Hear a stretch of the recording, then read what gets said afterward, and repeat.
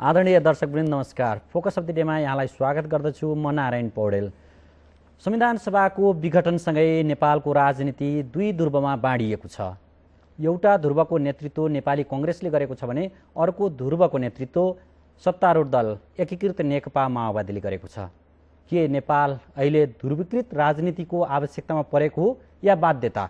यसको निकास नेपालले कसरी पाउन सक्छ? संविधान सभाबाट संविधान पाउने आशा गरेका नेपाली जनताले संविधान कहिले पाउँछन्? सत्ताको खेल कहिले अन्त्य हुन्छ? थुप्रै प्रश्नहरू हामीसँग छन् र ती प्रश्नहरूको जवाफ खोज्ने तर्खरमा हामी छौँ र जवाफका लागि नेपाली कांग्रेसका युवा नेता शोभाकर पराजुली र माओवादीका युवा नेता चन्द्रबहादुर थापा हामीसँग हुनुहुन्छ। उहाँहरूलाई स्वागत गर्ने अनुमति चाहन्छु। यहाँलाई स्वागत छ। धन्यवाद। शोभाकरजी, अहिले वास्तवमा नेपाली जनताले खोजेको संविधान थियो। हिजो तपाईहरुको पत्रकार सम्मेलन भयो, दस्तावेज पनि आएको छ, पत्रपत्रिकामा आज छापिएको पनि छ। त्यो हेर्दाखेरि नेपाली जनतालाई संविधान कहाँबाट दिने भन्ने कुरा भन्दा पनि सरकार कसरी ढाल्ने अथवा सरकारको बारेमा बढी टीका टिप्पणी भएको स्थिति छ नि। मैले मूल रूपमा हो संविधान सभाको निर्वाचनपछि धेरै पछाडि म जान चाहन्न। नेपाली जनताले संविधान सभाबाट लोकतान्त्रिक संविधानको अपेक्षा गरेका थिए, त्यो आवश्यकता थियो। तर दुर्भाग्यवश अस्ति गत जेठ 14 गते त्यसको आशा पनि नेपाली जनताले मध्यरातसम्म गरिरहेकै अवस्था थियो, त्यो प्राप्त हुन सकेन।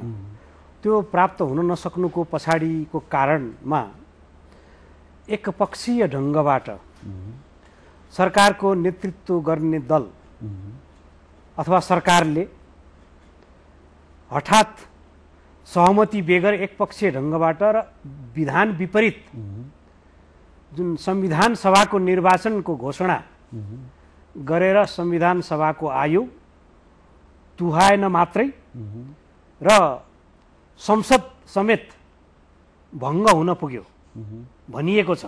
तर यसलाई मैले अर्कै कोणबाट हेर्ने गरेको छु कि अन्तरिम संविधानले संविधान सभाबाट संविधान जारी नगर्ने कल्पना गरेको थिएन। भएन, जारी हुँदा त्यो संविधान सभाले अर्को संसदको निर्वाचन नभएसम्मका लागि संसदको भूमिकामा रहने, संसदको काम कारवाही गर्ने भनेर स्पष्ट भनेको थियो। जारी त भएन, त्यो त हुन सकेन। तर संविधान सभाबाट संविधान जारी नहुँदा संसद रहँदैन, संसद पनि विघटन हुन्छ भन्ने कुरा पनि त्यो संविधानमा छैन। अर्थात् संसदको शून्यताको परिकल्पना अन्तरिम संविधानले गरेको थिएन। त्यसैले मैले एउटा तर्क अगाडि के बढाइरहेको छु, बहस के अगाडि बढाइरहेको छु भने संसद जीवित छ, अर्थात् सबै दलहरूको सहमति अनुसार संसदलाई पुनर्स्थापना गरेर एउटा साझा सहमतिको बिन्दु खोज्न सकिन्छ। र अहिलेकै सरकारले सर्वोच्च अदालतले गरेको निर्णय अनुसार संविधान सभाको निर्वाचन पहिला चाहिँ अदालतले गलत गर्यो भनेर पार्टीमा निर्णय पनि भयो, राम्रो काम गरेन भनेर। तर पछि अदालतको निर्णय अनुसार नै हामीले संविधान सभाको निर्वाचन। शोभाकरजी, तपाईहरुले अदालतको निर्णयलाई स्वागत गर्नुभयो, राम्रो भयो भनेर नेपाली कांग्रेसले अनौपचारिक रूपमा भनेको स्थिति थियो। नेताहरूले माओवादीले के भनेको स्थिति थियो भने यो निर्णय गलत छ, तर सर्वोच्चले गरेको निर्णय हाम्रो बाध्यता हो भनेर भनेको स्थिति थियो। त्यो अहिले मान्यो मैले भने गलत छ चाहिँ भन्यो, टिप्पणी गर्न चाहिँ पाइन्छ। मैले किन टिप्पणी गर्यो भनिराखेको छैन, टिप्पणी गर्न पाइन्छ। तर अहिले सर्वोच्च अदालतले दिएको जुन फैसला अनुसार नै संविधान सभाको निर्वाचन, सर्वोच्च अदालतले संविधान सभाको तीनवटा विकल्प दिएकोमा एउटा संविधान सभाको निर्वाचनमा जान सकिन्छ जाऊ भन्ने किसिमको चाहिँ फैसला थियो। सर्वोच्च अदालतले संविधान विपरीत, संविधान नमिलाइकन अनि जे पायो त्यही गरेर संविधान मिचेर चुनावमा जाऊ त भनेको होइन नि। त्यसैले त्यही संविधान सभाको निर्वाचनमा जानका लागि पनि यो संविधानको संशोधन जरुरी किन छ भने त्यो संविधानमा स्पष्ट उल्लेख छ 2063 साल चैत्र मसान्तभित्र 18 वर्ष पुगेका नेपाली नागरिकले मतदान गर्न पाउनेछन् भन्ने छ। त्यस यता अहिलेसम्म करिब तथ्याङ्क अनुसार करिब 20 लाखको हाराहारीमा बालिग भइसकेको अवस्था र ती मताधिकारबाट वञ्चित रहने मात्रै होइन, निर्वाचन आयोगमा मुद्दा पनि परेको स्थिति छ। म चुनाव अवैधानिक भयो भनेर सागरजीसँग जान चाहे। सागरजी, हिजो नेपाली कांग्रेसले एउटा पत्रकार सम्मेलन गरेर आफ्नो आधिकारिक धारणा पेश गरेको छ र उसको अन्तिम बुँदा निष्कर्ष के छ भने माओवादीले सत्ता कब्जा गर्नकै लागि शून्यतामा नेपालको राजनीतिलाई धकल्यो, तपाईहरु सत्ता कब्जा गर्न उद्यत हुनुहुन्छ। तपाईहरुको नियत त पटक पटक देखिन्छ है। अब यसलाई नियत भन्ने हो कि अरूले नियत बनाइदिएको भन्ने हो कि मुख्य विषय के हो भने एकपटक यति धेरै चर्चा चल्यो जनमुक्ति सेनाको वा हतियारको छायामा रहेर संविधान बन्न सक्दैन, संविधान निर्माण गर्ने हो भने एकीकृत नेकपा माओवादी पार्टीले पहिला जनमुक्ति सेनामा समायोजन गर्नुपर्छ, त्यसपछि मात्रै हामी बहस सुरु गर्छौं भन्ने तर्क मुख्यतः नेपाली कांग्रेसले अगाडि सार्यो। त्यो सँगसँगै नेकपा एमाले पनि अगाडि सार्यो र ठिक हो, हामी शान्तिप्रति जवाफदेही थियौं, जनताप्रति उत्तरदायी थियौं र संविधान निर्माण गर्ने मुख्य एजेन्डा हाम्रो थियो संविधान सभाको र त्यो संविधान निर्माण गर्ने कर्तव्य नै हाम्रो थियो र हामीले जनताको भविष्यलाई ख्याल गर्दै जनताको इच्छा चाहनालाई ख्याल गर्दै शान्ति र संविधान जनताका सामु जेठ 14 गते दिने भन्ने तयारीका साथ जनमुक्ति सेना समायोजन गरियो। 1 नम्बर। 2 नम्बर, त्यसपछि हामी बहस गर्दै गर्दै गर्दै गयौं। बहस कहाँ कुरा मिलेन भन्दा मुख्य गरेर राज्य पुनर्संरचनामा कुरा मिलेन। मिल्यो। म तपाईलाई स्मरण गराउँ, वैशाख 21 गते दलहरूका बीचमा 5 बुँदे सहमति भयो। जेठ 2 गते अलिखित अथवा हस्ताक्षर गर्न बाँकी रहेको विषयमा कुरा मिल्यो, माओवादी चिप्लियो। हैन, अब म यहाँ राख्दैछु, माओवादी चिप्लियो कि कांग्रेस एमाले चिप्ले, यो चाहिँ अहिले हामीले आफ्ना तर्क अगाडि सारिरहेका छौं र म केही तर्क राख्दैछु। जस्तो कि संविधान निर्माण गर्ने भनेको मुख्यतः अहिलेको जो एकात्मक केन्द्रीकृत जो पुरानो व्यवस्था थियो त्यसलाई पुनर्संरचना नगरिकिन, परिवर्तन नगरिकिन ल्याइने संविधानले खास अर्थ राख्ने थिएन। त्यसो भने किन हस्ताक्षर गर्नुभयो? तपाईको पार्टीको अध्यक्षले वैशाख 21 गते हस्ताक्षर गर्नुभएको छ 5 बुँदेमा, त्यसपछि जेठ 2 गते पनि मोटामोटी सहमति भयो भनेर भनिएकै स्थिति थियो भने किन सहमति गर्नुभएको? त्यही सहमति गर्दै त यहाँ आयो त, अन्तिममा कसले उल्लङ्घन गर्यो भन्ने विषयमा तपाईलाई राख्दैछु र हिमालयन टेलिभिजन मार्फत आम जनसमुदायलाई म यो विषय प्रश्न पार्न चाहन्छु। अध्यक्ष कमरेड प्रचण्डले गरेको सहमति मै अहिले पनि हामी अडानमा छौं, बरु त्यो सहमतिबाट बाहिरको गयो।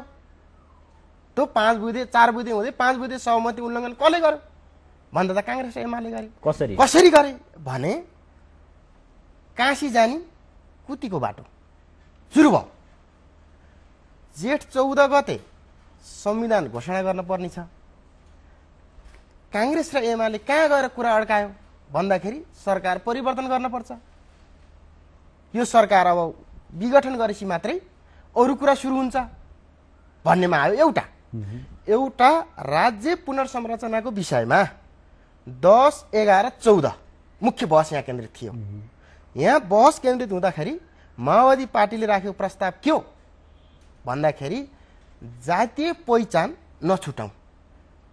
त्यहाँ अग्राधिकारको कुरा गरेको थिएन, त्यहाँ स्वायत्त शासनको कुरा गरेको थिएन, वा स्वशासन आत्मनिर्णयको अधिकारको कुरा नि त्यहाँ बहसै थिएन। माओवादीले जातिहरूको टोटल अधिकार दिने भन्ने कुरामा त माओवादी नि कोही न कोही चिप्लेको छ। कांग्रेस एमाले त यति धेरै चिप्ले कि जसरी न्वारानको दिन पण्डितले नाम राख्ने गर्छ, नाम राख्दाखेरि जो गरिबको कोखमा जन्मिएको बच्चा छ उसको नाम धनबहादुर पनि त राखिदिन सक्छ। त कांग्रेस एमाले त गरिबको बच्चा भएको हुँदाखेरि त्यसको नाम धनबहादुर पनि राख्न हुन्न भनेर आउनुभयो। लडाई त यहाँ हो नि, नाममा मात्र लडाई हो, अग्राधिकारको बहस सुरु भएको छैन, अब आत्मनिर्णयको अधिकारको बहस सुरु भएको छैन।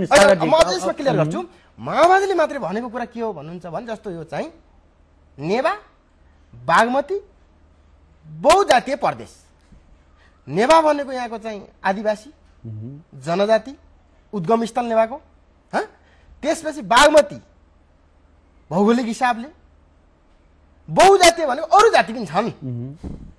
यसरी पनि सहमति गर्न सक्छौँ हामीले भने अन्तिम बहस 4 वटा माओवादी, कांग्रेस, एमाले र मधेसी मोर्चासँगको तर नाम र सीमाको बिनाको प्रदेश राख्न त तपाईहरु सुरुमा तयार हुनुभयो नि। एकचोटी बनिसकेको सहमति त भत्काउने त आखिर तपाईहरु हुनुभयो नि। हैन, सहमति भत्काएको होइन। यसमा अझै म क्लियर गर्न चाहन्छु कि हामीले के गर्यौं भने मौखिक सहमति एउटा त छलफलको विषय बनाऊ भन्ने हो।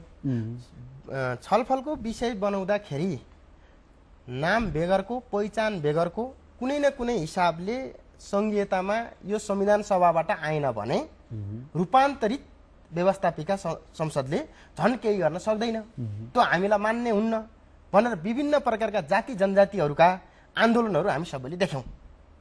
त्यो मात्रै विषय होइन, फेरि माओवादी पार्टीले अहिले अग्राधिकारको कुरा र आत्मनिर्णयको कुरा गरेको हुन्थ्यो भने जसरी कांग्रेसका लिडरहरू एमालेका लिडरहरूले भनिरहनु भएको छ त्यसमा हामीले मान्ने गर्थ्यौँ। ठिक हो है, तर्क त उहाँहरूले ल्याउनु भयो भन्दा वा जो चाहिँ खस आर्यहरूले जो विषयवस्तु उठान गरे उहाँहरूले पनि विषयवस्तु ल्याउनु भयो यसमा गम्भीर हौँ भन्ने हुन्थ्यो। त्यता बहसै थिएन। हस् शोभाकरजी, जस्तो चन्द्रबहादुरजीले के भन्नुभयो भने नेपाली कांग्रेसले सरकारको बहसलाई तीव्र बनाइदियो। अहिले पनि कांग्रेसको दस्तावेज हामीले हेऱ्यौँ भने त्यहाँ संविधान सभा विघटन भएको चिन्ता छैन, व्यवस्थापिका संसद विघटन भएको चिन्ता छ, बाबुराम भट्टराईको सरकार जीवित रहेको बारेमा चिन्ता छ भनेपछि सरकारलाई बढी प्राथमिकता दिएको त नेपाली कांग्रेसले देखियो नि। होइन, नेपाली कांग्रेसले प्रारम्भदेखि नै संविधान सभाको निर्वाचन नेता कहिल्यै पनि सरकारलाई प्राथमिकता दिएको होइन, थिएन, छैन पनि। तर त्यो बताउनै गाह्रो भइसक्यो। म तपाईँलाई बताइदिन्छु के छ भने सरकार प्राथमिकतामा रहेन। प्राथमिकतामा शान्ति प्रक्रिया टुङ्गिने र लोकतान्त्रिक संविधान जारी गर्नुपर्दछ भन्ने नै रह्यो। जस्तो प्रारम्भमा नै म यति कुरा अनुरोध गरिहालौँ कि अहिलेको जुन सरकार प्रमुखले एकपक्षीय ढङ्गबाट सल्लाह नै नगरिकन एकाङ्गी तवरले जुन प्रकारको निर्णय गरेर संविधान सभा हठात त्यसको म्याद गुजार्ने काम भयो, छलफल कतै केही भएन। यसमा अन्य शीर्षस्थ नेताहरू अथवा संविधान सभाका अध्यक्ष, संवैधानिक समितिका अध्यक्षहरू पनि होलान् यसका जिम्मेवार भन्ने मलाई लाग्दछ। तर के छ भने जहाँसम्म तपाईँले भन्नुभयो कि सरकार परिवर्तनको कुरा त जुन 5 बुँदे सहमति हुँदा नै माओवादी समेतले स्वीकार गरेको विषय के हो भने हामी यसरी अगाडि बढौँ, संविधान तयार गरौँ, अनि संविधान जारी हुँदाका बखतमा नेपाली कांग्रेसको नेतृत्वमा राष्ट्रिय सहमतिको सरकार गठन गरेर अनि हामी संविधान जारी गरौँ भन्ने प्रतिबद्धता हो। अर्को कुरा जुन मेरो अभिन्न मित्र सागरजीले, चन्द्रबहादुरजीले जुन कुरा भन्नुभयो कि शान्ति प्रक्रियालाई नटुङ्ग्याइकन संविधान हुन सक्दैन भनेर कांग्रेसले अडान लियो भन्नुभयो। यो म स्मरण गराउन चाहन्छु, अन्तरिम संविधानमा नि उल्लेख भएको विषय के छ भने यो नेपाली कांग्रेसको अडान होइन, बरु सबै राजनीतिक दलहरूको यो प्रतिबद्धता थियो र अन्तरिम संविधानमा पनि हामीले प्रश्न गरेका थियौँ कि 6 महिनाभित्रमा शान्ति प्रक्रिया टुङ्ग्याउने, त्यसपछि 2 वर्षभित्रमा संविधान जारी गर्ने भन्ने कुरा त्यसमा नेपाली कांग्रेसले यस्तो सहमतिप्रति इमान्दार भएर अडिग भयो र नेकपा माओवादी चाहिँ त्यसलाई चाहिँ इमान्दार होइन, कहिलेकाहीँ सँगै जानुपर्छ, यो अलग हुन सक्दैन, अघिपछि हुन सक्दैन भन्ने थियो। तर चैत्र 28 गते तपाईँलाई स्मरण गराउँ, चैत्र 28 गते कमरेड प्रचण्डले नै प्रस्ताव राखेर चाहिँ माओवादीका लडाकुहरू चाहिँ सेनाको मातहतमा र त्यहाँ रहेका हतियार कन्टेनरमा रहेका हतियारहरू सरकारको अधीनमा जाने भन्ने प्रस्ताव राख्दा त्यो त्यसै भएको थिएन। म स्मरण गर्छु। शोभाकरजी, म तपाईँले संविधानको प्रसङ्ग कोटाउनु भएको हुनाले 6 महिनाभित्र सेना समायोजन गरिसक्ने भन्ने थियो, प्रश्नसँग उल्लेख शान्ति प्रक्रियाको विषयवस्तु अझै कति बाँकी पनि छन्। अहिले पनि सेना समायोजनको कुरा मोटामोटी टुङ्गिया मात्रै हो। तर चैत्र 28 गतेभन्दा अगाडि, त्यो मितिभन्दा अगाडि नेपाली कांग्रेस र नेकपा एमालेका नेताहरूले के पनि भने उपसमितिको बैठकमा जाने स्थिति बनेन, संवैधानिक समितिको बैठक बसेन, किनभने सेना समायोजन नभएसम्म हामी अगाडि बढ्न सक्दैनौँ। सेना समायोजन भएको केही दिनमै हामी संविधान निर्माणमा अगाडि बढ्न सक्छौँ, गर्छौँ भन्नुभएको थियो। तर त्यो त देखिएन नि। होइन, लडाकुहरूको समायोजन हुनासाथै सबै कुरा टुङ्गिन्छ भन्नुको अर्थ जे चाहिँ माओवादीको प्रस्तावना छ, संविधान छ, जनसंविधान भनौँ न, जनसंविधान छ, त्यसैलाई स्वीकार गर्ने भनिएको होइन। र त्यसअनुसार हो, एउटा कुरा चाहिँ हो कि विषयगत समितिहरूमध्ये संवैधानिक समितिले काम नगरेकै हो।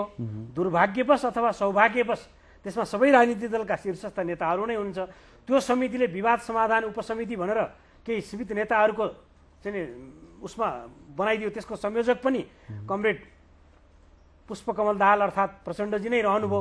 त्यो समितिले आजसम्म प्रतिवेदन बुझाउने कुरा त छोडिदिउँ, कहिले 601मै जिम्मा दिन्छु, कहिले चाहिँ फेरि हामीमा ल्यायौँ 601मा हुँदैन भनेर प्रतिवेदन दिँदा समय घर्काउने कामहरू भयो। त्यस कारणले गर्दा नेपाली काङ्ग्रेसले सरकारलाई प्राथमिकता दिएर संविधान निर्माणमा मतलब वास्ता गरेन अथवा केही दिनभित्र बन्छ भनेको संविधान हामीले बहुलवादमा स्वीकार जस्तो भन्नुभयो नि।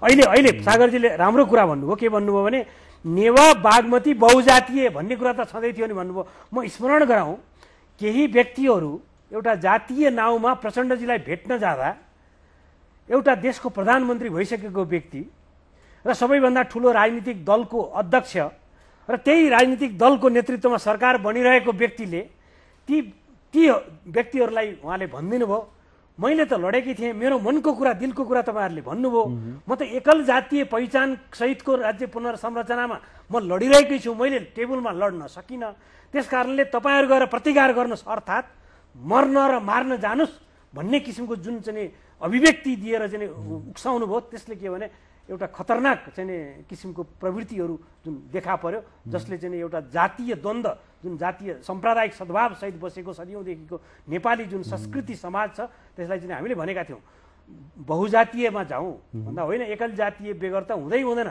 र प्रचण्डजी बैठकबाट एकल जातीय हुँदैन बहुजातीयमा जान पनि सकिन्छ अर्थात् त्यो प्रदेशको नामाकरणको जिम्मा पछि त्यही प्रदेशका जनतालाई पनि दिन सकिन्छ भन्ने कुराहरू राखिरहँदा होइन त्यसो भए त कुरा मिलेन भनेर प्रचण्डजी बैठकबाट उठेर गइसकेपछि त्यो चाहिँ वार्ताले चाहिँ अग्रता अथवा चाहिँ समाधानतर्फ जान नसकेका कारणले गर्दा र अन्तिम दिन 14 गतेका दिनमा पनि मैले भन्नै पर्दछ हो व्यवस्थापिका संसदको बैठक बसाउन सरकारले बिजिनेस दिनुपर्दछ। सरकारसँग सम्बन्धित विषयहरू हुन्थे, त्यहाँ विषय संविधान सभाको अध्यक्ष, म यसपालि भन्छु संविधान सभाको अध्यक्ष जो चाहिँ बिहान 11 बजेदेखि राति 12 बजेसम्म एकपटक पनि गएर चाहिँ आफ्ना सभासदहरूको अवस्था र उनीहरूसँग कार्यव्यवस्था परामर्श समितिको बैठक बसाएर छलफल गर्ने अवस्था पनि नगरेका कारणले पनि एउटा केही नेताहरू 20 जना जतिको नेताहरू सिंहदरबारमा घेरिएर बसेको अवस्था र 580 जना जति सभासदहरू संविधान सभा भवनमा घेरिएर अवस्था, त्यहाँभित्र चाहिँ एउटा केही किसिमको चाहिँ आवत जावत हुन नसक्ने प्रकारको चाहिँ वातावरण जुन तयार भयो, त्यसले गर्दा पनि निकास ननिस्केको हो। यो त इतिहासले खतमले जाला भन्ने लाग्छ। चन्द्रबहादुर जी उहाँले जुन हिसाबले भन्नुभयो, तपाईँ एउटा जनजाति समुदायबाट पनि हुनुहुन्छ, माओवादी भित्रको फेरि त्यो एकदमै शक्तिशाली एउटा ग्रुप समुदायबाट पनि हुनुहुन्छ, वाइसिएलको एउटा नेता पनि हुनुहुन्छ, अध्यक्षले प्रतिकारका लागि जाऊ भनेपछि बडो जोस आयो होला है? कुरा त्यसो होइन, कुरा अलिकति बाङ्गियो।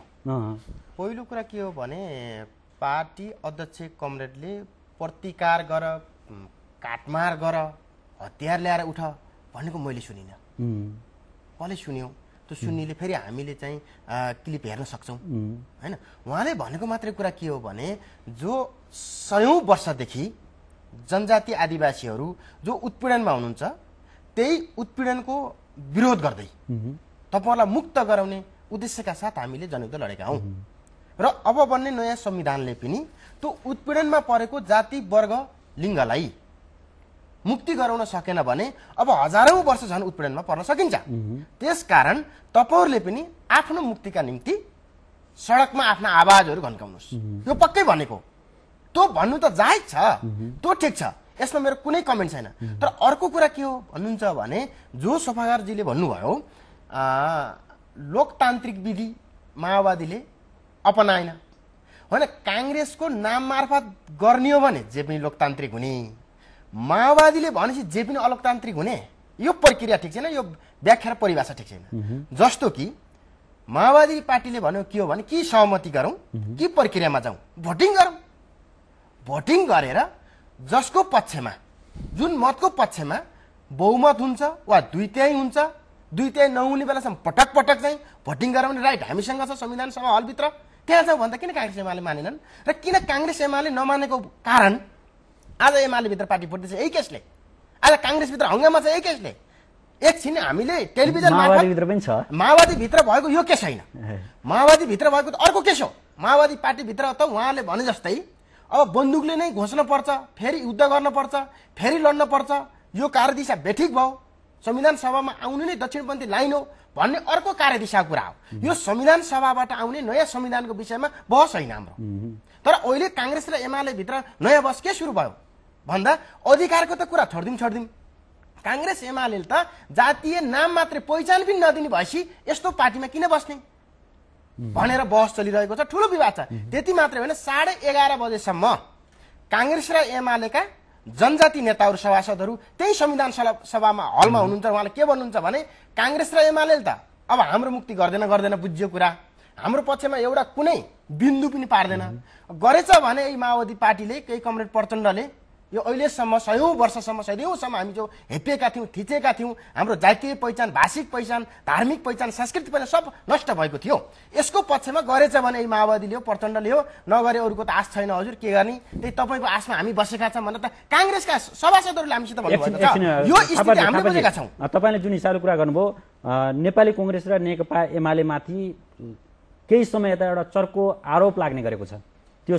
कतिपय अवस्थामा शक्ति जस्तो पनि देखिन्छ तपाईहरु लोकतान्त्रिक पार्टी निर्वाचनदेखि डराउन नपर्ने तर संविधान सभा भित्र छिर्न तपाईहरु डराउनुभयो किनभने वरिष्ठ नेता नेकपा एमालेका माधव कुमार नेपालले के भन्नुहुन्छ हाम्रा सभासद चोरेर संविधान बनाउन खोज्ने हामी दिँदैनौं भनेर उहाँले सार्वजनिक रूपमै बोल्नु भएको छ एकदम राम्रो बहस ल्याउनु भयो र राम्रो प्रश्न गर्नुभयो यसको लागि तपाईलाई म विशेष धन्यवाद दिन्छु नि एमालेका वरिष्ठ नेताले गरेको अभिव्यक्तिप्रति उहाँले क्षमा याचना गरिसक्नु भएको छ अर्को एमाले भित्र के छ म भन्न सक्दिनँ तर जहाँसम्म नेपाली कांग्रेसको सवाल हो नेपाली कांग्रेसले बहुजातीय जातीय पहिचान र सामर्थ्यका आधारमा जुन संविधान सभामा सम्बन्धित समितिहरूले दिएको प्रतिवेदनका आधारमा अगाडि बढ्नका लागि नेपाली कांग्रेसलाई कुनै आपत्ति थिएन नेपाली कांग्रेसले तर के हो भने जुन संवैधानिक समितिले एउटा उपसमिति बनायो विवाद समाधान उपसमिति भनेर त्यो उपसमितिले पनि कार्यदल बनायो कार्यदलले प्रश्नावलीहरू तयार गर्यो त्यो प्रश्नावली सहितको प्रतिवेदन उपसमितिले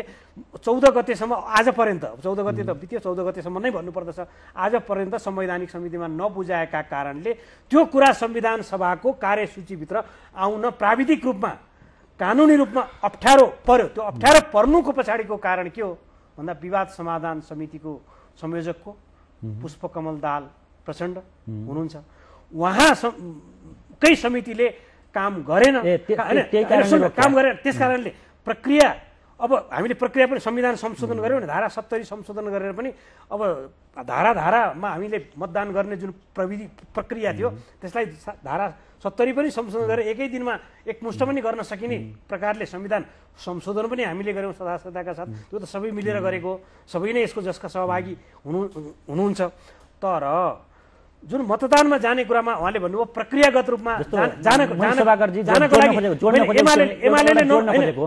एमालेले नमानेको हो भन्ने कुरा मलाई थाहा छ तर कांग्रेसले प्रक्रियामा जानु हुँदैन मतदानमा जानै हुँदैन मतदानमा गए त के हुन्थ्यो भने आफ्नो आफ्नो पोजिसन राखिन्थ्यो जस्तो कतिपय समितिमा छ नि सहमति भएको छ कतिपय सर्वसम्मत भएको छ कतिपय विमति भएको छ कतिपय बहुमतले गरेको छ विमति त्यहाँ विमति सहित नै संवैधानिक समितिमा चाहिँ प्रतिवेदनहरू गएका छन् त्यसकारणले नेपाली कांग्रेसले प्रक्रियामा जान नचाहेको मतदानमा नचाहेको भन्ने होइन कि यदि संवैधानिक समितिबाट प्रक्रियामा जाने भनेर चाहिँ भोटिङमा लगेको भए त्यसमा शोभाकरजी संविधान सभाको कार्यव्यवस्था परामर्श समितिको बैठकले अब सहमति जुटेन अब प्रक्रियाबाट जानुपर्छ भनेर मिति तोकिसकेको अवस्था थियो त्यस्तो अवस्थामा कानुनी अवस्था रहेन भनेर उम्किन मिल्छ हैन त्यो तपाईलाई त्यो तोकिसकेको थियो त्यसैले संविधान सभाका अध्यक्ष को ठूलो यसमा कमजोरी रहेको छ कि उहाँले त्यसलाई विषय प्रवेश गराउन सक्नु भएन संवैधानिक समितिलाई भन्न सक्नु भएन र चाहिँ संविधान सभाको अध्यक्षका हैसियतले त्यो दिनमा त्यहाँ संविधान सभाको परिसरमा समेत उपस्थित हुन सक्नु भएन कतिसम्म दुर्भाग्यको अवस्था छ भने 14 गते 11 बजे बैठक बोलाइयो त्यो बैठक बोलाइयो र बैठक चालू भयो भन्ने कुरा हाम्रो उपस्थिति छ त्यसपछि बैठक समाप्त भएको हो कि सिद्धिएको हो कि स्थगित भएको हो कि आजसम्म कसैले सूचना पाएको छैन कस्तो दुर्भाग्यको अवस्था त्यो अवस्था ल्याउने चाहिँ सभामुख हो भन्न खोजेको अर्को कुरा जुन जातीय कुरा भन्नुभयो उत्पीडनमा रहेकाहरू हैन उत्पीडकहरू उत्पीडन गर्नेहरू को चाहिँ भलो हुनु हुँदैन जातीय चाहिँ सांस्कृतिक ऐतिहासिक भौगोलिक कुराहरूलाई ल्याएर माथि उठाउनु हुँदैन भनेर नेपाली कांग्रेसले भनेको खाली नेपाली कांग्रेसको सरोकार के हो भने सबैको अस्तित्वलाई स्वीकार गरौँ उत्पीडनमा परेकाहरू लाई माथि ल्याउँ। त्यस कारणले हाम्रो भूबनोट अथवा चाहिँ बसोबासको अवस्था यस्तो छ कि एउटा मात्रै जातिको पहिचान दिएर गरियो भने अन्य जाति फेरि कुनै पनि प्रदेशको भूगोलमा चाहिँ अन्य जातिहरू बढी सङ्ख्यामा हुन्छन्। त्यस कारणले चाहिँ सम्भावित द्वन्द्वलाई समाधान गर्न गाह्रो हुन्छ। त्यस कारणले चाहिँ बहुजातीय पहिचान सहित उत्पीडनमा परेको माथि उठाउने प्रकारले अगाडि बढौँ भन्ने कुरामा चाहिँ नेपाली काङ्ग्रेसले विमति राखेको होइन। र अर्को कुरा जस्तो प्रचण्डजीले भन्नुभयो नि, उहाँले मैले भनेको शब्दहरू नभन्नुहोला, मैले भावार्थमा भनेको एउटा दलको सत्तारूढ दलको पार्टीको अध्यक्षले जो देशको प्रधानमन्त्री पनि भइसकेका छ त्यसले सडकमा जाऊ, सङ्घर्ष गर, सडक आन्दोलन गर भन्नुले के बुझिन्छ? तर जनबलमा विश्वास गर्नु एउटा नेताका लागि फेरि एउटा राम्रो पक्ष पनि होला नि। एउटा होइन, जब वैधानिक प्रक्रियाहरू हाम्रा सामुन्ने छन्, ती टेबलमा प्रवेश पाएका छन्, त्यस कारणले सडकमा जाऊ भनेपछि द्वन्द्व निम्तिन सक्छ भन्ने कुरालाई बुझ्नु पर्दथ्यो। सागरजी, तपाईँहरूको पार्टीले एउटा शब्द निकै पटक भन्ने गरेको छ, क्रान्तिकारी अराजकता। कुनै पनि समाज अथवा देशलाई एउटा शून्यतामा धकेलिदिने र भद्रकोलबाट गोल गर्ने अध्यक्ष प्रचण्डको यो त थेगो पनि हो क्यारे। यस्तो परिस्थिति सिर्जना हुँदै गर्दा माओवादीभित्र कता कता गदगद भावलाई यो प्रश्नको उत्तरमा एउटा ब्रेक पछि लिन्छु तपाईँसँग।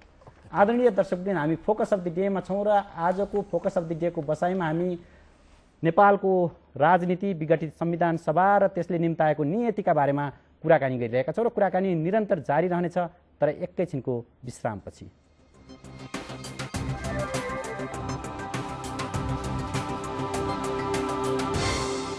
विश्रामपछि पुनः स्वागत गर्दछु फोकस अफ द डेमा। आजको फोकस अफ द डेमा हामी बहस गरिरहेका छौँ नेपालको वर्तमान राजनीतिको नियतिका बारेमा र बहसका लागि हुनुहुन्छ एकीकृत नेकपा माओवादीका युवा नेता चन्द्रबहादुर थापा सागर र नेपाली कङ्ग्रेसका युवा नेता शोभाकर पराजुली। यहाँहरूलाई पुनः स्वागत गर्ने अनुमति चाहन्छु। धन्यवाद। अब हामी अघिल्लो खण्डमा कुराकानी गर्दैछौँ सागरजी। माओवादीभित्र एउटा दर्शन छ, भद्रकोलबाट गोल गर्ने। अहिले क्रान्ति नयाँ चरणमा पुग्यो भनेर अस्ति अध्यक्षले पत्रकार सम्मेलन गरेर भन्नु पनि भयो। भनेपछि अब गोल गर्ने सुरसार होला है। पहिलो अझै म व्याख्या के गर्न चाहन्छु भने यो कङ्ग्रेस र एमालेमा यस्तो यो ब्रह्मास्त्र के छ, वा उहाँहरूले छोसी चोखो हुने, माओवादीले छोसी जुठो हुने जस्तो अहिले थोरै कुरा उठे। योभन्दा अगाडिको एउटो घटनामा सर्वोच्च अदालतलाई का निर्णयहरू मानेन, यसले चाहिँ न्यायलाई पैतालाभित्र राख्छ, कानुनलाई चाहिँ पैतालाभित्र राख्छ, अदालत आफ्नै बनाउँछ र एकलौटी सत्ता चलाउँछ भन्ने उहाँहरूको बारम्बार तर्क र माओवादीले फेस गर्न नसकेको कुरा यो हो। अहिले चाहिँ सर्वोच्च अदालतले गरेको निर्णय अनुसार काम गर्दाखेरि फेरि पनि माओवादी कानुनलाई उल्लङ्घन गर्यो, असंवैधानिकता चाहिँ लागू गर्यो, त्यति मात्रै होइन सत्ता कब्जा गर्यो भन्ने आउनुहुन्छ एउटा। अर्को त्यो सँगसँगै हामीले चाहिँ बुझाउनै पर्ने कुरा के हो भने अहिले कङ्ग्रेस र एमालेका केही नेताहरूले क्षमा याचना गरिरहेको तर्क आइरहेको छ। के गरि पनि सके, दैलो पनि देखेँ भन्नुको अर्थ छैन। संविधान सभा विघटन गर्ने त कङ्ग्रेस र एमाले हो नि, यो त पुष्टि भयो। त्यो सँगसँगै यो हो कि होइन भन्ने कुरामा अर्को तर्क दिन्छु। अझैसम्म थप्छु म, जस्तो अहिले शब्दहरू पनि जस्तो अरूलाई झस्काउने खालको हुन्छ नि, क्रान्ति नयाँ चरणमा पुग्यो, म व्याख्या गर्छु। जस्तो अहिले हाम्रो चाहिँ पूर्व मान्छेले भनिहाल्नु भयो, विवाद उपसमितिको त अध्यक्ष वा संयोजक त प्रचण्ड हुनुहुन्थ्यो, उहाँका कारणले पो संविधान सभा विघटन भयो। ल हेर्नुहोस् है, तर्क के संविधान सभाको सबभन्दा ठुलो मान्छे सभामुख हो कि होइन? त्यो को थियो? अब यो टेलिभिजन सुनिरहने मान्छेले पत्ता लगाउनु होला नाम, तपाईँलाई थाहा छ को थियो? त्यसको मातहतमा समितिहरू थिए। संवैधानिक समितिको सभापति को थियो? त्यसको मातहतको उपसमितिको संयोजक पो हो त प्रचण्ड त। सभामुखले र संवैधानिक समितिको सभापतिले गरेका गल्तीहरू केही पनि नहुने। सुन्नुहोस् है, उसको मातहतको सानो एउटा उपसमिति जो बनेको थियो त्यसको संयोजकले गल्ती गर्यो, काम गरिदिएन र यो संविधान सभा विघटन भयो भन्ने तर्क मिल्छ मिल्दैन? मैले मात्र भन्न खोजेको यो त जनताले विश्लेषण गर्न जरुरी छ। मिल्छ कि मिल्दैन उहाँले प्रश्न गरिहाल्नु भयो। प्रश्न गर्ने राम्रो कुरा हो होइन, यो उहाँ र म यो मामलामा नजिक छौँ। संविधान सभाका अध्यक्षले गल्ती गर्नुभएको हो। संवैधानिक समितिले चाहिँ उपसमिति, वास्तवमा संविधान त उपसमितिलाई एउटा विश्वासको आधारमा बनाइएको समिति तपाईँकै कुरा म भन्दैछु त्यो हो। त्यस कारणले संविधान सभाका अध्यक्षको दोष हो, संवैधानिक समितिले काम गर्न नसकेकै हो। त्यसमा चाहिँ उपसमितिको मात्रै नहुँदै उसले ल्याएर ऊ मात्रै दोषी हो मैले कमसेकम भनिराखेको छैन। मैले जतिसुकै एमाले र काङ्ग्रेस घाँटी जोडे पनि सभामुख यसबाट दोषमुक्त हुनुहुन्छ भनेर म कहिले योभन्दा अगाडि पनि भनेको छैन, पछि पनि भन्नेवाला छैन। किनभने यो ठुलो ऐतिहासिक भूल सभामुखबाट भएको छ। त्यसपछि संवैधानिक समितिले काम अवस्था ल ठिक छ। यो भइसकेपछि अब यी सबै घटनाक्रम भइसकेपछि मुख्यत कङ्ग्रेस र एमाले दोषी रहेछ। संविधान चाहिँ न सहमतिमा निर्माण गर्न जाने न प्रक्रियामा अगाडि लैजाने यो स्थिति भइसकेपछि अब माओवादी बोल्न पर्यो परेन? केही त अब आफ्नो अभियान त अगाडि चलाउनु पर्यो। चलाउने भइसकेपछि काङ्ग्रेस र एमाले का वरिष्ठ नेताहरू सहमतिमा नै आउनु भएन, प्रक्रियामै जान सक्नु भएन। अरू कुनै उपाय आयोग अरू विभिन्न प्रकारका प्रक्रियाबाट संविधान बन्ने सम्भावना छैन। अब हामी चाहिँ सर्वोच्च अदालतले भने अनुसारै फेरि संविधान सभाको चुनावमा जानुपर्छ। तर तपाईहरुसँग व्यवस्थापिका संसद बचाउने र राजनीतिलाई शून्यतामा नधकल्ने एउटा विकल्प त थियो नि। के थियो? शोभा खरेलजीले भन्नुभयो नि। यसमा के थियो भने ठिकै छ, संविधान सभाबाट संविधान बन्न सक्ने अवस्था आएको थिएन। बीचको बाटो के निस्किन सक्थ्यो भने संविधानमा जुन विवाद नभएका विषयहरू, राज्य पुनर्संरचनाको विषय चाहिँ सम्बन्धित प्रदेश नाम र अथवा संख्या त्यसका विषयमा पनि प्रदेशका जनतालाई नै अधिकार दिउँ, चाहे त्यो जनमत संकलनबाट होस् चाहे त्यो जनमत संग्रहका माध्यमबाट होस्, त्यसरी जिम्मा दिएर अनि बाँकी रहेका विषयहरू चाहिँ नि व्यवस्थापिका संसदले निर्णय गर्ने। आखिर व्यवस्थापिका संसद भनेको चाहिँ के हो भने समयलाई हेर्दा संक्षिप्त संविधान ल्याउने र बाँकी काम घुमाएर कान आखिर व्यवस्थापिका संसद भनेको यो त के हुन्थ्यो भन्नुहुन्छ भने अहिले हामीले संविधान सभा मार्फत नयाँ संविधान ल्याउने, मुख्यतः राज्यको पुनर्संरचना गरेर अगाडि बढ्नुपर्छ भन्ने विषयमा जनताको मत ल्याएर यसरी चाहिँ संविधान सभा निर्माण गरेर यहाँसम्म आउने, त्यही जो विषय नराखिकिन त्यो त खोस्ट हो, खाली खोस्ट हो।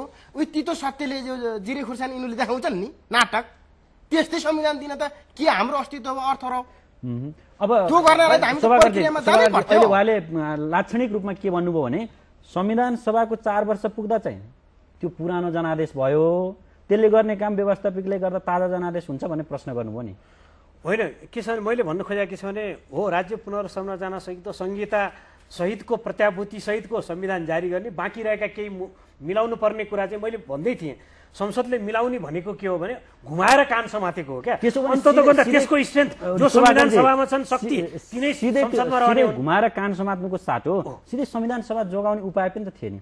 होइन, सिधै संविधान सभा जोगाउने उपायमा त व्यक्तिगत मैले भनिराखेको छु कि वास्तवमा सर्वोच्च अदालतले जुन निर्णय गर्यो, अलिकति सर्वोच्च अदालतले चाहिँ संविधान सभाको चाहिँ गम्भीरतालाई ध्यान दिएको भए हुन्थ्यो भन्ने कुरा मैले भनिसकेँ। आज मात्रै प्रकाशित नेपाल साप्ताहिकमा प्रधान न्यायाधीशको अभिव्यक्ति विचार आएछ भने मैले त यस्तो सोचेकै थिइनँ भन्नुभएको छ। अर्थात् के भने योभन्दा अलि बढी सोचेर निर्णय पो गर्नु पर्थ्यो कि भन्ने किसिमको आशयको स्वीकारोक्ति, उहाँले अलिकति गल्ती भएको हो कि अझ बढी राम्रो गर्न सकिन्थ्यो कि भन्ने स्वीकारोक्ति उहाँकै अभिव्यक्तिमा भएका कारणले यो अदालतले बढी राजनीतिमा चाहिँ हस्तक्षेप नगरिकन निर्णय गरिदिए भए अलिकति समाधान हुन्थ्यो कि भन्ने आशय हो। अब तपाईँले समय दलहरूले हतारमा स्वागत गरे, तपाईँले समय सङ्केतको सङ्केत गर्दै गर्दा म अब एउटा कुरा चाहिँ म आफै पनि भनिहाल्छु कि अब समस्या त आयो, विभाजित भयो विचार। अहिले दुई ध्रुवमा तपाईँले भूमिकामा बाँधे जस्तै दुई ध्रुवमा विभाजित देखियो, राजनीतिक शक्तिहरू त्यस्तो देखियो। यसलाई त अन्ततोगत सहमतिमा ल्याएर मात्रै निकास दिन सकिन्छ। ल, प्रधानमन्त्रीले नै घोषणा गरे जस्तै संविधान सभाको निर्वाचन गर्नका लागि पनि यो संविधान संशोधन जरुरी छ। संविधान संशोधन अध्यादेशले हुन सक्ने संवैधानिक प्रावधान छैन। त्यसकारणले यी सबै नियम कानुनहरू संविधान संशोधन गरेर मात्रै गर्न सकिने भएका कारणले सबै राजनीतिक दलहरूका सहमतिका आधारमा छोटो समयका लागि संसदको पुनर्स्थापना जुन मतदाताहरूको उमेरको हकमा जुन उमेरको हकमा मात्रै होइन, जस्तो निर्वाचन आयुक्तहरूकै म्याद सिद्धिएको अवस्था छ। निर्वाचन आयोगले त सरकारले दिएको आदेश पालन गर्छु भन्छ, तर त्यसलाई निर्वाचन ऐन संशोधन गर्नुपर्दछ, संविधान संशोधन गर्नुपर्दछ भनेर प्रश्न राखेको छ। त्यो भनेको के? त्यस संशोधन गर्ने प्रावधान संवैधानिक रूपमा व्यवस्थापिका संसदले मात्रै यो अन्तरिम संविधानको संशोधन गर्न सक्ने अवस्था भएका कारणले सहमतिका आधारमा छोटो समयका लागि भए पनि गोलमेज सम्मेलन भने पनि जे भने पनि सहमति भयो भने त्यसलाई वैधता दिने काम पुनस्थापित व्यवस्थापिका संसदले मात्रै गर्न सक्दछ। त्यसैमा निकास खोज्न उपयुक्त हुन्छ। भङ्ग भइसकेको संसद फेरि पुनस्थापना हुने अनि फेरि भङ्ग भइसकेको संविधान सभा पुनस्थापना भन्यो त प्रतिगामी खेल भएन र? होइन, किनभने हामीले विगतको हाम्रो इतिहास छ। 12 बुँदे समझदारीदेखि 62-63 सालको आन्दोलन समाप्त गर्दा पनि गिरिजा प्रसाद कोइरालाको आन्दोलनको जनआन्दोलनको माग तपाईले कि त आन्दोलन गरेर ल्याउनु पर्यो, होइन नि यसरी सहज टेबलमा बसेर यसो गरौँ। अहिले माओवादीका अध्यक्ष प्रचण्डले पनि प्रधानमन्त्रीले पनि सहमति भयो भने जे पनि गर्न तयार छु भन्ने र अन्यले पनि जस्तो झलनाथजीले पनि संविधान संशोधन गर्नुपर्छ भन्ने, काङ्ग्रेसले पनि त्यसै भने राष्ट्रपतिले दिएको विज्ञप्तिमा पनि विधि अनुसार गर दलहरू सहमतिमा आऊ भन्ने, यी सबै कुराको निचोडमा कहाँ गएर पुग्न सकिन्छ? सबैको सहमति हुने, सहमतिका आधारमा संसद छोटो समयका लागि पुनर्स्थापना गरेर संविधान संशोधन गरेर जेको निर्वाचन गर्नुपर्ने हो, संविधान संशोधन नगरिकन हुन सक्दैन। सम्भावना छैन भन्ने कुरा त केही पनि छैन। राजनीतिक सहमति भयो भने 1 नम्बर, 2 नम्बर राजनीतिक सहमति नगरिकन त फेरि संविधान सभाको चुनाव पनि हामीले गर्न सक्दैनौँ, होइन? 2 नम्बर। 3 नम्बर के हो भने अब हाम्रा जति सहमति हुन्छन् ती सहमति जनताका अधिकारलाई कुण्ठित गर्ने सहमति गरिनुहुन्न र अब हामी चाहिँ संविधान सभाकै चुनावमा जानुपर्छ। अब जनताले नयाँ चाहिँ जनादेश दिन्छ, हामी को उठ्ने को नउठ्ने, को गलत को ठिक भन्ने कुरा जनताले फैसला गर्ने अधिकार उनीसँग छ, हामीसँग छैन। अब त्यो हुँदाखेरि अहिले पुनर्स्थापना गर्न पर्छ वा पर्दैन भन्ने बहस मेरो होइन। मेरो बहस मात्र के हो अहिले भन्नुहुन्छ भने जो नजिक नेपाली जनताले विजय हासिल गर्ने जो नजिक हामी सबै पुगेका थियौँ, सिङ्गो नेपाल पुगेको थियो। अब सागरजी, म तपाईँलाई संक्षिप्तमा भनौँ, दलहरूले धेरै नै मोर्चाबन्दी गरेका छन्, तपाईँहरूले पनि गर्नुभएको छ, कङ्ग्रेसले पनि गरेको छ। प्रधानमन्त्रीको राजीनामा यतिखेर बहसको केन्द्रमा छ। तपाईँहरू राजीनामा दिएर निकास किन नदिने? राजीनामा दिएर निकास निक्लिन्छ भन्ने के? जस्तो हिजो संविधान सभा विघटन गर्दाखेरि पनि हुन्छ भन्ने तर्क आएका हुन्। अहिले संविधान सभा विघटन गर्दाखेरि रिक्तता भयो भने अर्को चाहिँ प्रचारबाजी भइरहेको छ, रिक्तता पनि भएको छ। त्यसैमा एउटा मात्रै वैधानिकता हामीसँग के हो भने सरकार र राष्ट्रपति। राष्ट्रपति अवैधानिक हुँदा सरकार पनि अवैधानिक हुन्छ, सरकार अवैधानिक भयो भने राष्ट्रपति पनि अवैधानिक हुन्छ। किनभने सरकार पनि त्यही संविधान सभा वा व्यवस्थापिकाले चयन गरेको हो, राष्ट्रपति पनि त्यही संविधान सभाले राष्ट्रपति बनाएको, अन्ताड आउनु भएको त होइन। हामीले प्रत्यक्ष निर्वाचित राष्ट्रपति बनाएका होइन। त्यो ठुलो बहस हुन सक्ला नैतिकताको हिसाबमा। अब बाँकी बहस गर्न नैतिकताको हिसाबमा के हो भने राजनीतिक सहमति बेगर त्यत्तिकै प्रधानमन्त्री डाक्टर बाबुराम भट्टराईले राजीनामा दिने हो नि त झन् अर्को यहाँ समस्या मचिन्छ। त्यसका निम्ति सहमतिका लागि राजीनामा दिने वा सहमतिपछि राजीनामा दिने मेरो व्यक्तिगत विचार हो। मैले प्रधानमन्त्रीको राजीनामा भनिराखेको छैन। प्रधानमन्त्रीलाई काम चलाऊ प्रधानमन्त्री हो भनेर राष्ट्रपतिको विज्ञप्तिमा उल्लेख भइसकेका कारणले म त्यसतर्फ जान चाहन्न र असंवैधानिक काम गर्ने, एकपक्षीय काम गर्ने प्रधानमन्त्रीले प्रधानमन्त्री पदमा बसिरहन मिल्छ कि मिल्दैन त्यो उहाँकै नैतिकतालाई म छोडिदिन्छु। तर अन्ततोगत्ता सबै सहमतिमा आउन तयार हुने हो भने उहाँले भने जस्तै आदरणीय मित्र चाहिँ चन्द्रबहादुर थापाजी सागरजीले भने जस्तै संविधान सभाकै चुनावमा जाने हो भने पनि 4 वर्षका लागि अवधि छ। हामीले संशोधन गरेको संविधानमा संक्रमण लाएर 6 महिना थप्न सकिन्छ, 4.5 वर्ष भयो। अब चुनाव हुन करिब 6 महिना बाँकी छ, 5 वर्षको अवधि संविधान सभाको हुन्छ। त्यही संविधान सभाको निर्वाचन गर्नका लागि पनि संविधान संशोधन आवश्यक छ।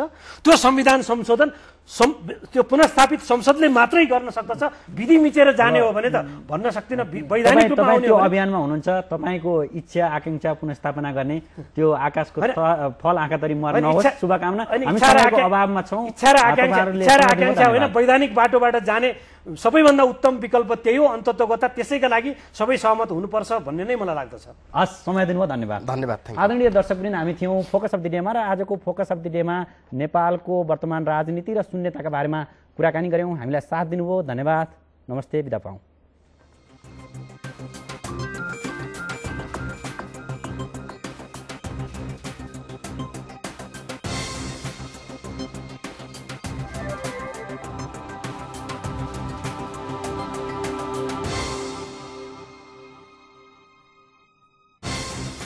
Brought to you by Jagdamba, Nepal's #1 steel company, राष्ट्र निर्माणमा समर्पित। जगदम्बा सिमेन्ट हो नेपालीहरूको Jagdamba cement. Blue Style for my Romeo.